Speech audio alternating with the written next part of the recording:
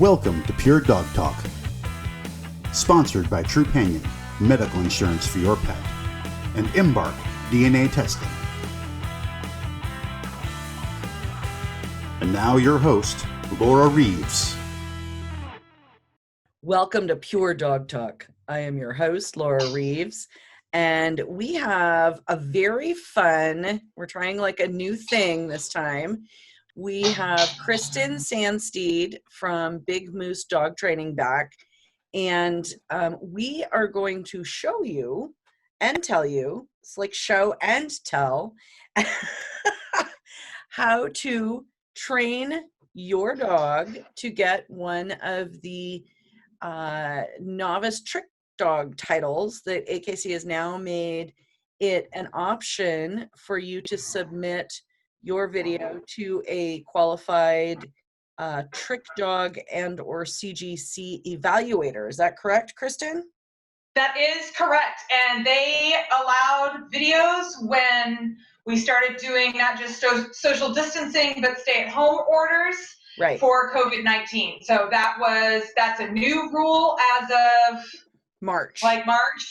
March of this year. So that's relatively new. So yeah, pretty exciting. It is exciting. And it's, I saw that you had helped people do this with even like 6-month-old baby puppies, which I think is cool.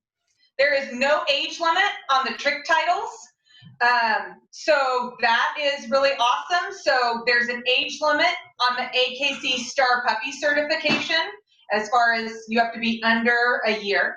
And regulations on your, some of your other sports as to when they can compete. Trick training is open for any age of dog, whether it's 8 weeks or 80 years. I'm exaggerating. I really wish they lived that long. 80 years and people years. Right. Yes.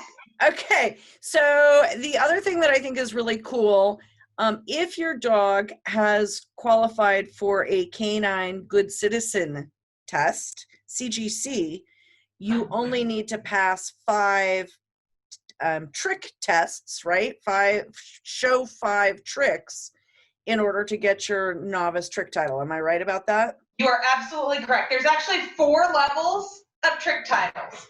We're primarily going to be talking about novice here today. If you do not have your CGC on file with AKC, because you could take the test and forget to send in your paperwork, that doesn't count. Yes. If you have a CGC on file, you only need 5 tricks.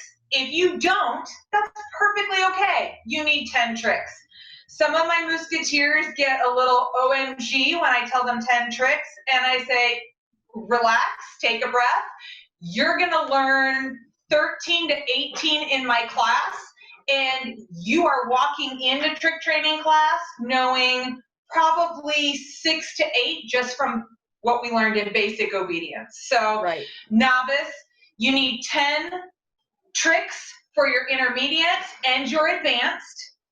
And the 4th level, performer dog, you have to submit a music video. You have to. It's like it's like Dog Star. I don't know if that has to be sent directly to AKC. My understanding of that program for the performer dog title, that you make like a full-on production video for your dog performing a series of tricks that like tells a story, basically. Correct. That video is submitted directly to the American Kennel Club. Yeah. Okay, so tell us what tricks are we going to learn how to teach our dog today? My goal is to see how many tricks we can teach in 30 minutes. Ready, set, go. Ready, set, go. And Kristin is now on Speedy Gonzalez talking time. Right. I'll try to talk at a rate that everyone can hear me. Today, I'm just using dog food. Anytime I can get away with using dog food instead of treats, I do.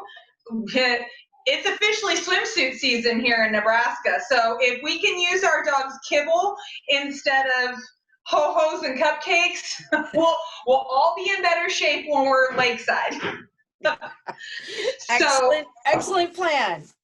Right, so I'm just using dog food here today. I teach the vast majority of my tricks using luring. So luring is, imagine two magnets, and if you hold them really close together, what do they want to do?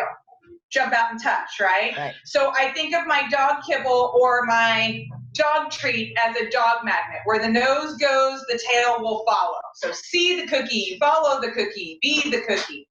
There's you can also use shaping. Shaping requires a lot more patience on the human end.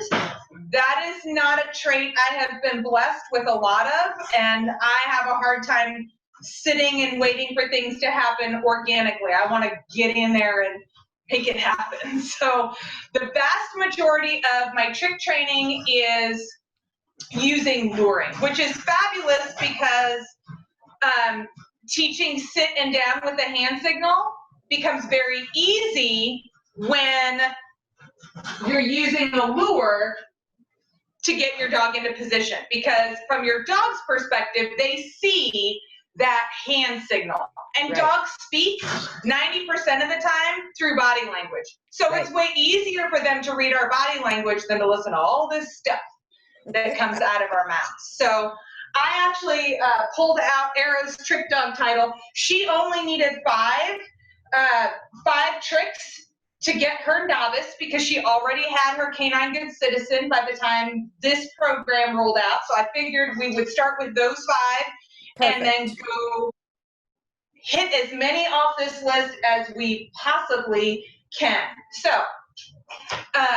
sit or down on hand signal, no words, is a trick. Now, for your novice trick dog testing, you are allowed to use a lure, treat in hand, and obviously allowed to use treats, okay? In hand, you're going. For your upper levels, you are not allowed to have treats in hand.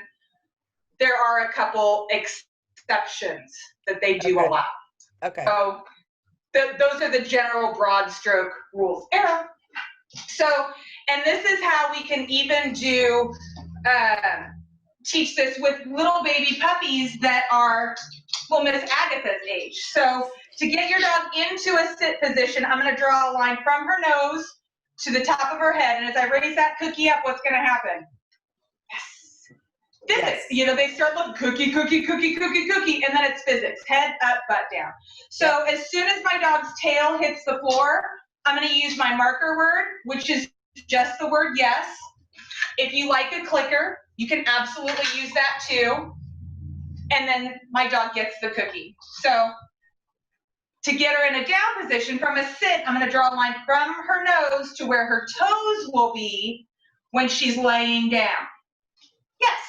As soon as her elbows hit the ground, I'm going to use my marker word, and she gets the treat. Yes. And get a little traction here. It very quickly and easily translates no cookie in the hand into just a hand signal. On your pillow. So sitting down with just a hand signal. They also count puppy push-ups as a trick as well, which is just going from sit to down and back up into your sit position. Easy peasy. Here, sit, down, sit, down. Nice. On your pillow. Now, if you are choosing to do a video submission, well, even if you're not, all of your AKC tricks must be performed twice. Once to show they know it, and the second time to show they really know it. It wasn't a fluke, they really do know it. So if you are going to submit a video, you need to demonstrate 2 times over that your dog knows that skill. So whether you do 3 tricks in a row and then start at the top and do 3 tricks in a row, or whether you do a trick and pause and do a trick. However sparkles and pleases.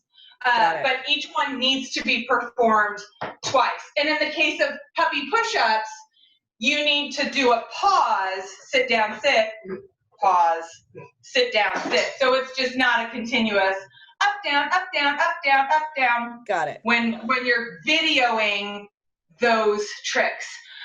I also like to be able to see not just the dog in screen, but the human as well. Especially when it comes into some of sits and downs with just a hand signal. I want to be able to see what hand signal you're using and that your dog is cueing off of that. Perfect. That makes sense. And that's important, I think, for the listeners to, when they're planning this, right, that they know what they need to show the evaluators. Right. Yep. Absolutely. And as we get into intermediate, some of these tricks get to be repeated in intermediate because they make it harder for the next level. So, for example, just a hand signal for novice, you may do either a sit or a down. For the intermediate level, you need to do 3, and they give you 4 options. So sit, down, stand, and come are your options. And they need to perform 3 in a row. Got it. We'll get into some of the kennel up and on your box tricks. Those can be repeated in the intermediate level, but you have to send your dog from the distance of 10 feet. Okay. So in your video, I need to be able to see where you're starting and be able to kind of gauge, does that look like 10 feet based on how far your dog's moving? Got it. As opposed to all I see is right in front of the crate, and that dog could have just come from the other side of the camera at 2 feet. So that's helpful for me to be able to say, yes, that appears to be 10 feet because that Roddy had to take 7 steps to get there. Right. So and that's a big, that's a consideration with this particular program that you don't have when you're doing these evaluations in person. Right. Absolutely. I can't measure that out and double check that work, that yes, that is officially 10 feet by my official ruler. So moving on, we're going to do, actually it's going to be a 3-for-1, because AKC says that shake and high five count as 2 separate tricks, which I think is funny because jumping through a hula hoop and jumping over a bar jump count as the same trick. And my dog does not think the hula hoop is a safe item to be jumping through. So they didn't ask me, it is what it is. So shake, high five, and a nose target are all on your novice list. And I teach them all in the exact same way. So whether you want your dog to touch your hand with your nose or touch their paw to your hand, I start it all the same way, because obviously I don't care if Miss Diva puts her foot on my hand. If you stalk me on social media, you see I live with a 164-pound Mastiff, and I don't want homeboy putting his feet any place but on the floor. So whatever body part you use, I teach it all the same. So I'm going to take a treat in my hand, and I'm going to show my dog that it's there, and then I'm going to close it up. And what do our dogs do? They immediately reach in to sniff it. So as soon as that nose touches, I use my marker word, and I open that back up. Now, if you're waiting for a paw, you just keep it closed until they put their foot back up. So I'm going to call my dog over. I'm going to close it up. I'm going to take whatever she offers me. And then I'm going to ask her to do something different for the second repetition. Arrow. Yes. So she hit it with her nose. So I used my marker word and yes. Open it back up. Now, I call it kiss. Yes. If I wanted to touch it with something, anything, with her nose, I call it kiss. So, are you ready? Here, kiss. Because if you do it to their face, it looks like they're kissing you, right? If I point to my cheek and I say, Arrow, kiss, kiss, it looks like she's giving me a kiss. I've heard some people call it boop, boop, and the dog bonks their hand. I think that's equally adorable, whatever you want to call it. So now I'm gonna wait, yes, until she puts her foot on my hand. And as soon as, yes, she touches with her foot, I'm going to use my marker word and open up. From there, yes, you just present your hand and use your marker word when they do it. I think high five is cuter than shake, so I hold it up high so that her foot goes high. High five. Very good. I left him way over here. Thank you. So that's 3 for the price of 1. Shake, high five on your pillow, and a nose target. All started in the same fashion. So whether you want shake to be left hand and high five to be right, or shake is low and high five is up here, however you want that to look for your dog. Perfect. So, happy push-up, spin in a circle. So getting your dog to spin, I'm going to take my little cookie magnet and I'm going to draw a line, if my dog is facing me, from their nose, as if I'm going to draw a giant circle around them. Now, I use my marker word when my dog gets up to, if this is a clock, high noon. I use my marker word at high noon, and then I cheat the system, and I finish that rotation, and they don't get to eat the cookie until they get 360. But I use my marker word at 180 because I don't want my dog to quit, and at the top of the circle, gravity takes over, and they very seldom reverse direction once I get them to the top. And timing is so important in this. I think any of these kind of luring and marking what they're doing, I think timing is so critical. That's where I suck. I can't manage to get my left foot in my right hand. And, you know. Right? To be fair, timing is very important whether you're using reinforcement or punishment. But if you don't feel like your timing is awesome, a way that you can practice on your own is get a tennis ball or a golf ball or a basketball, and by yourself, hold that ball, let go, and your mission by yourself is to use your marker word when that basketball hits the ground. I like that. And that gives you the opportunity to practice your timing when you can kind of guess the moment that it's going to happen. So if you feel like that's not your forte and your natural talent, that's a good way to practice to get better. I like it. Nice. That's my marker word. So we're going to do what? Nice is my marker word. Sorry, I was teasing you. Yeah, and you can use whatever one you want. I've heard people use good, and I've heard people use smart. That one's pretty cute. Yes is the one that I was introduced to, so that's that's what comes out of my mouth. Yep. Now, with your marker word, every time your dog hears that, they get a cookie. That's how that marker word works. So I could never use good, because I use good all the time. Oh, that cheesecake is good. Oh, you're such a good girl. And I'm not going to pay out every time I use it. So that doesn't fit into how my vocabulary works. So I have to use something different. But I thought smart was a really cute one, and I really liked watching them use that. So for a spin, get this rug. I should have brought my yoga mat out. I'm going to draw a circle all the way around. Yes. And when her nose got to high noon, if I'm 6 p.m., that's high noon, I used my marker word, and then I cheated the system to get her back the other way. Here, friend. So show it from the rear. Yes.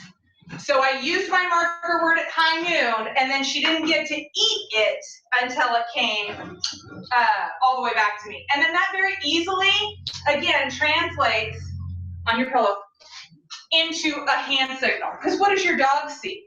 That flip rotation. All right. So let's get into props, because props are so fun.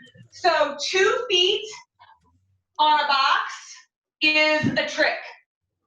I've just got a little kitchen step stool, and so I'm gonna draw a line here from her nose up over, yes, the center.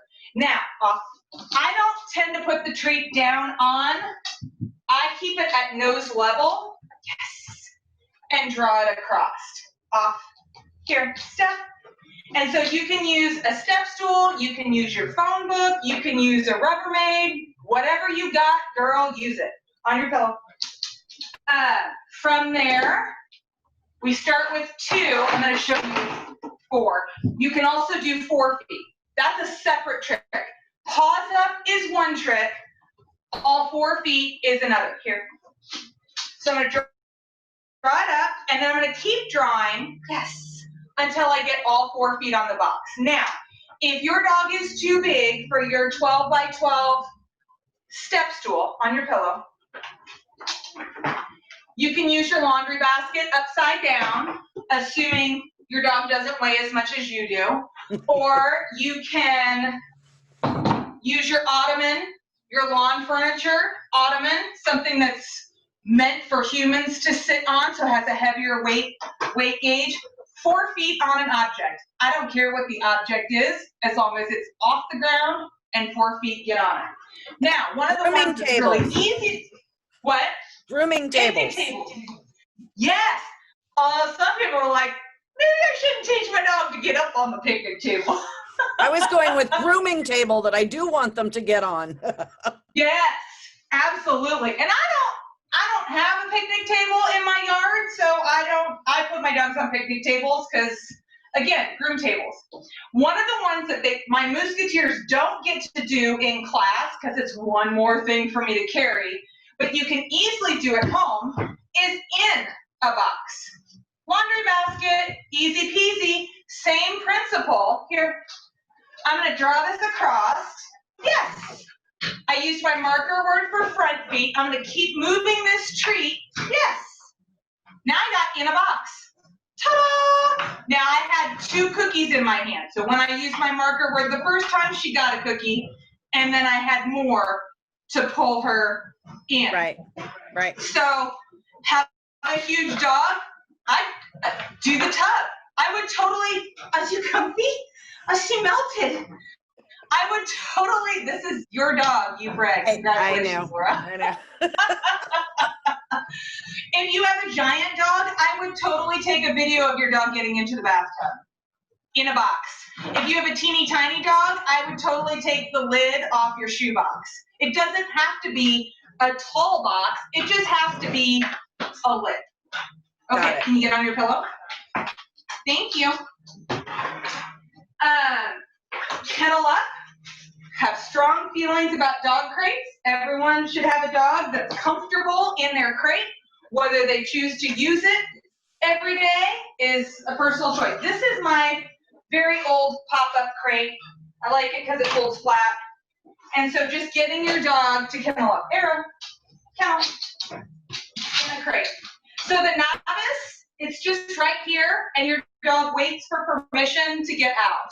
For intermediate, you got to send them from 10 feet. And again, waits for permission to come back out. So, on your pillow, I got to move it.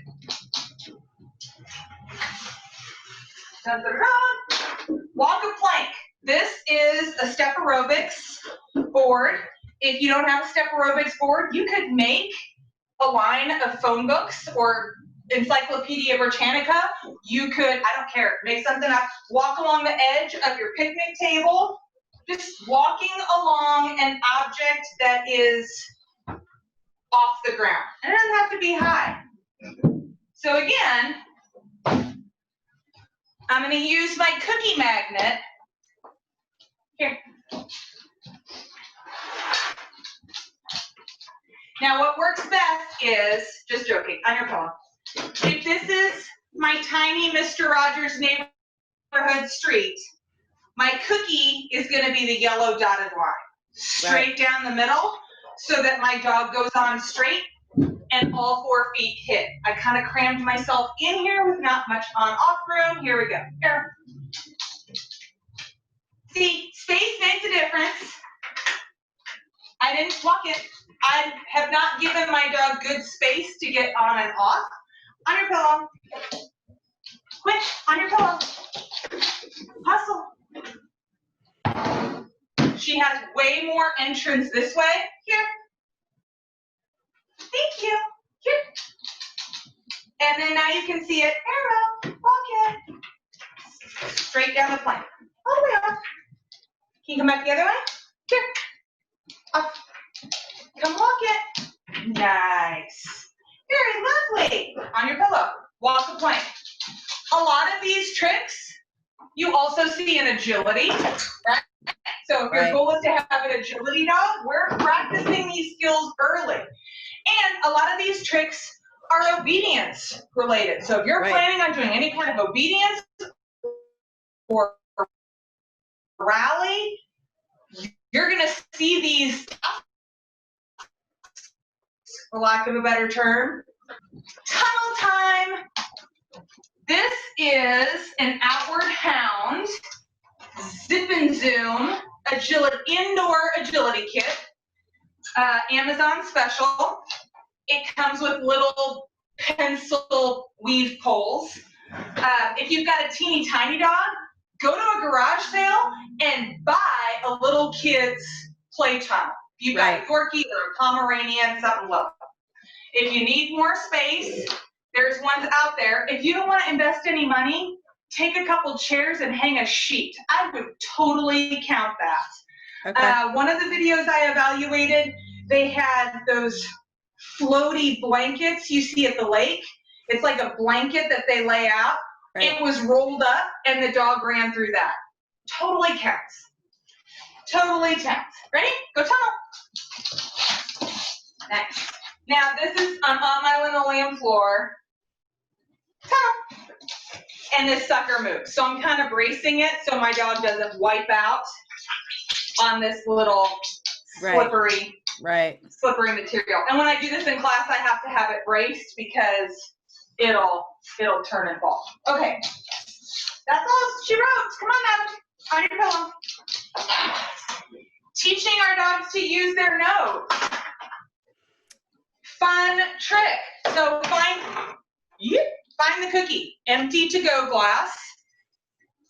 Dog cookie. Arrow. Find it. Oh, are you camera shy? Ready? Here.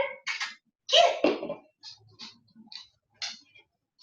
Where is it? Getting him to knock that cup over to get the cookie that's underneath. Now, for intermediate, they have to have 3 cups, and it's like the seashell game. There's only a treat under one. You could also use a cupcake tin and tennis balls. So whether you want to use to-go cups or a cupcake tin with tennis balls, either one would work. But using your nose to find where the treat is hidden. Right. Absolutely. Find it. It's always a good trick.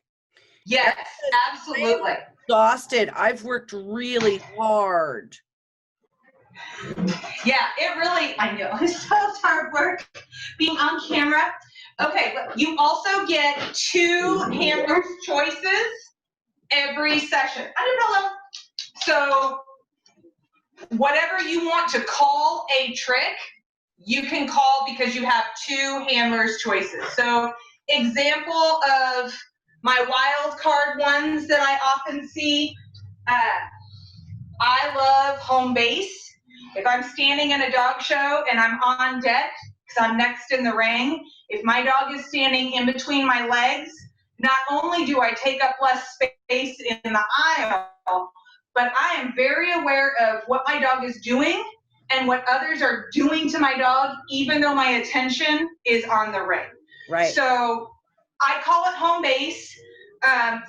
You can call it Mayday. You can call it peekaboo, whatever you want to call it. But I use this one a lot. And I was excited to have a venue where I could teach it to everybody in the class every time. It's really attractive to trainer's head now because you stick your butt to your dog and then you bring your treat through and it's like threading the needle. So as I bring her through, yes, when her face breaks the plane of my legs, I use my marker word, and she gets the treat. So you stick your butt to your dog, you bring the cookie out here where you can find him. Here. Yes. And then they come forward. Mayday, home base, peekaboo, whatever you want it to be. On your pillow. Arrow. Get around. Home base. And here she is. I don't care if my dog is sitting, standing, or downing most of the time. If we're in close quarters,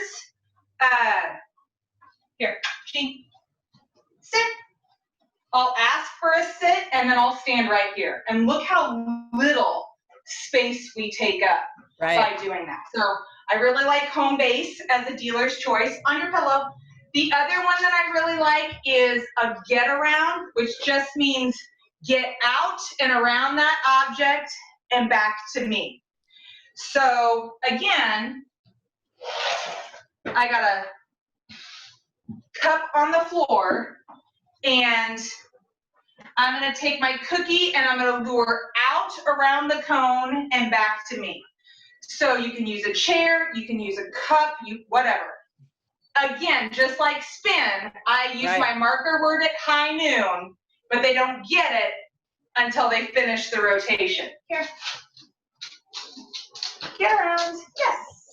Now, for me, I always do this clockwise because in obedience, your dog has to return to heel position from the left and from the right. So I teach, and I call it get around, always clockwise because,